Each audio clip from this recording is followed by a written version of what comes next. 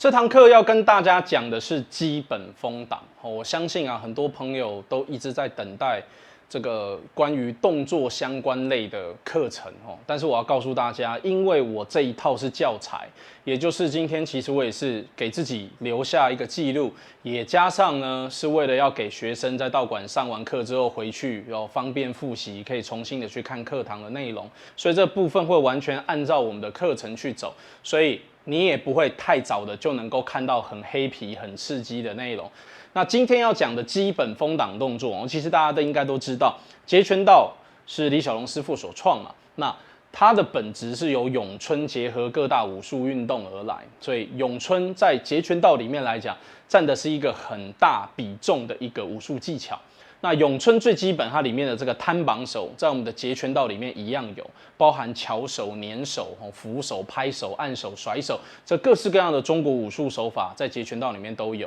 那这个在日后我们的课程当中会讲到比较多。那今天要跟大家讲的这个摊绑手练习包含所谓的个人练习以及所谓的双人对练。在开始练习之前，大家一定要知道，截拳道在练习任何动作的时候，其实截拳道的那个禁忌篇请务必一定要看熟。那你看了之后，你记不住，最好把它写下来。然后在练习任何动作的时候，都要去看这个截拳道的禁忌。在练习动作的时候，第一个就是绝对不要过度用力。第二个呢，就是不要让你的手去走弧度。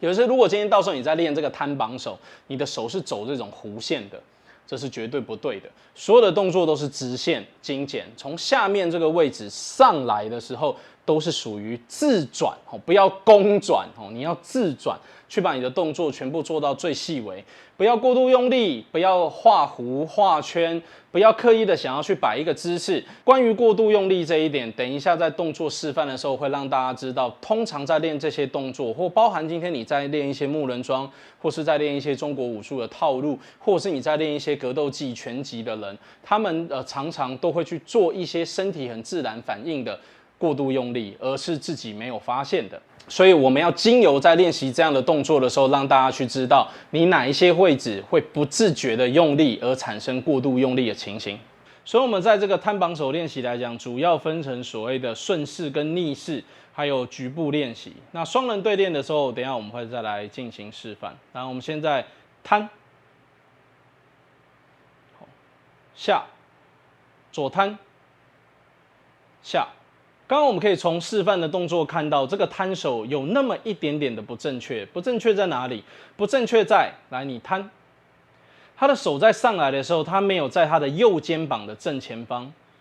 所以我们的右手起来的摊手是在我们右肩膀的正前方，而不是斜的去放在我们的正中线前方。因为记得吧，我们在练1到9度角的时候有说过，我们所有的方向都是以肢体为主，所以当我们今天在做摊手动作的时候，一定是以自己的右手、右肩为主要的方向点。所以我们再来一次，下摊，对，然后下左摊，左摊还是有点斜掉稍微调整一下，对，因为我们的拍摄荧幕上面也有可能会有一点点的方向误差。好，下，再来我们做摊绑。在做这个动作，第一个重点当然是我们的右手的摊手要在我们的肩膀的正前方，再来就是我们的左手的这个虎口要在我们的肚脐前面，然后离我们的肚脐大概2根手指头的距离。下，绑摊。在做这个动作的时候，还要注意一点，就所谓的同步性，就是你的手有没有同时动，有没有同时停。你只要有一点点的误差，这都是不可以的，因为这个非常强调所谓的同拍。来，下摊绑，下绑摊，左手就稍微的有慢一点点，下绑摊，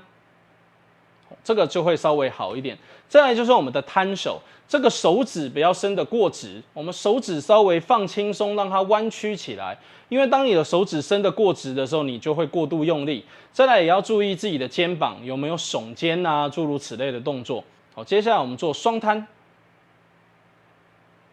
好，双摊的情形来讲，因为我们会比较容易有一点点用力，所以大家要注意自己的手掌这个往下摊的动作跟手指的点。那高度记得都是跟我们单手的时候是一样的。来，下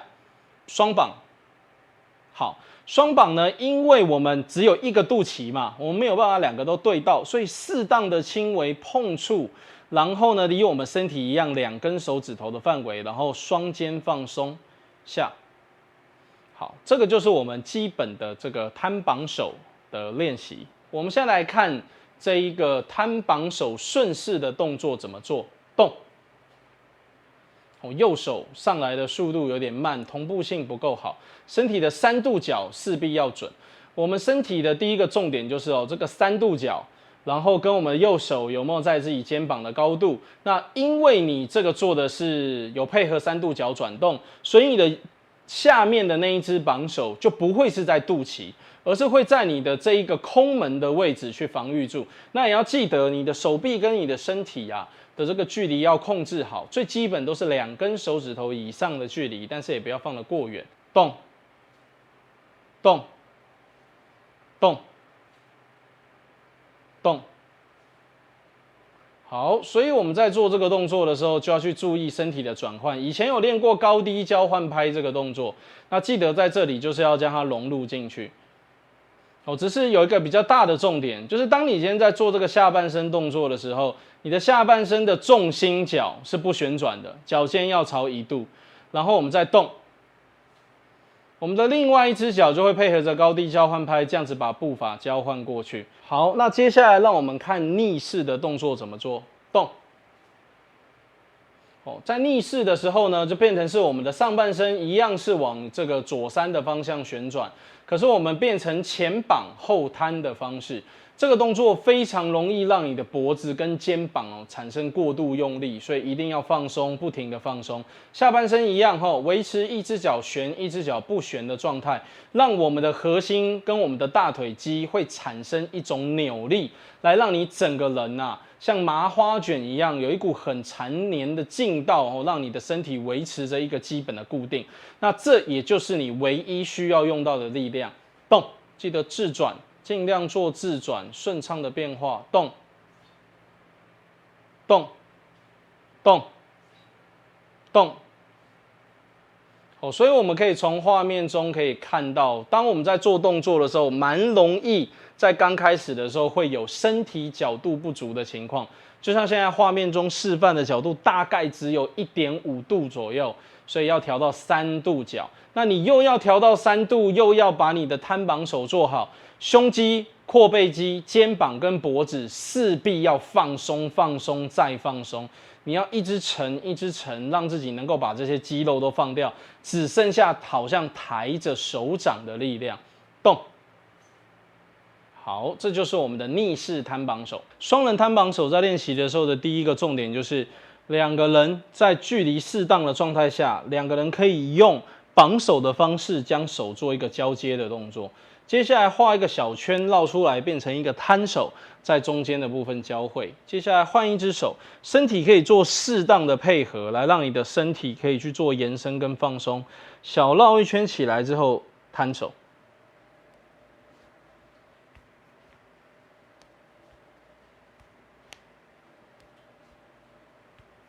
在练习的过程当中，就是放松，把你手臂的重量放进去，然后让2个人产生互相的撞击。摊手的动作势必一定要做好。然后呢，在接触的时候，2个人都彼此的发一点点的短劲，来进行一个所谓的练习感，然后让他的手臂一方面可以练抗击力，然后一方面呢又可以把你的手的重量做一个适当的释放，去感觉，你怎么接触，时间差，你的路线会怎么走，势必的就是松，把你的手的重量放进去。所以，当我们今天2个人在进行练习的时候，这种摊绑手的对练，就是让你们去练习你们的身体的基本协调，然后一方面呢去撞击手臂，让2个人的手臂这个位置都能够变得比较耐打、强壮一点。再来就是当你在身体这个旋转的动作的时候，你一定要把身体的重量给带进去，撞击到之后，利用身体把重量带出来，再顺着手上来。这个的感觉是很重要的，你必须要去借力使力，并且适当的去感觉撞击到之后弹回，你怎么样去带这个力量？可是很大的重点哦，不要刻意的去画弧，也不要让你的动作变得很夸张，也就是你的手不要上来摆碰到，然后绕一个这么大一圈，然后动作这么大，而是很适当的把手上来碰到，极小旋的上来，极小旋的把你的手给带上来，并且你的动作，那你要感觉手跟身体是一个同步的动作，去做出这样子的配合跟动作，而不是只有手臂这样子做动作。这样子你就会发现你的动作很僵，而且很怪的是，你会觉得手比较痛。你在撞击的时候，你的力量就觉得只有你的手臂自己去承担，而不是你全身会去做一个缓冲。当然还有很大的关系是，你在身体带动的时候，注意看哦，我的手在走的时候，我是侧面的内侧碰到它。可是如果我是身体在带的时候，我就是我的手臂的外侧在碰到它，这就是一个非常大的差别。所以大家一定要注意这些细微，你才能够把你的动作调整到最好。